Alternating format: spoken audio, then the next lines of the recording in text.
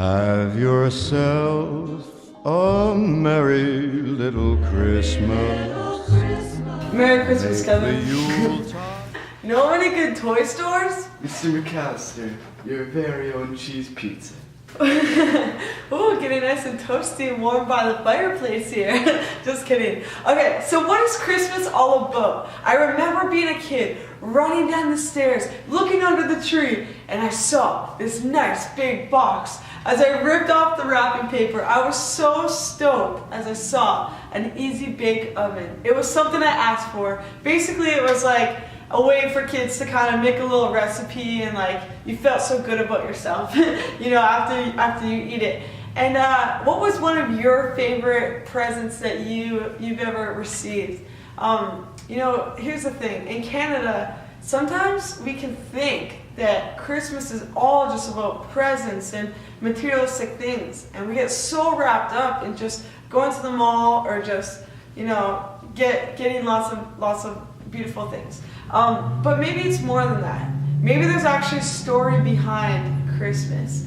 And actually something neat that I like to do is go to the Word of God, and I go to the Bible to actually see and learn more and more about it.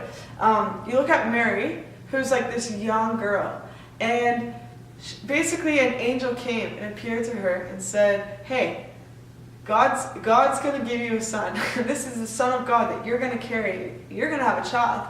And she's probably just like, I'm not even married. How can this be? But as time goes on, she's traveling, and as she's going back home, she's going with Joseph. And check out this verse. In Luke 2 it says, she gave birth to her first child, a son. She wrapped him up in snugly clothes and laid him in a manger because there was no lodging available for them.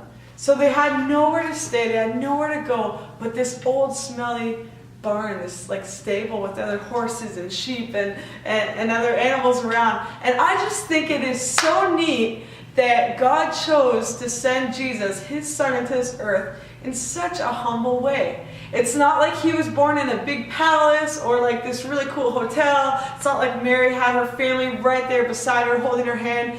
But, you know, here's Jesus, the Son of God, that came into this earth. And, you know, we've chosen December to be a time to celebrate this. And it's really neat because the whole reason Jesus coming here onto this earth is to live among us, to be here for people, and to, you know, he felt pain. I think sometimes people look at Jesus and they're like, oh, well, the Son of God, so he never got hurt. No, he felt pain like us. And yes, he was an amazing, awesome guy. He did some radical things. He did some great miracles, great healings. But, you know, as time goes on, near the ending of his life, he gets nailed up onto a cross. And so he dies. He has a painful death. And not only does he just die, I love this part, that he comes back alive again.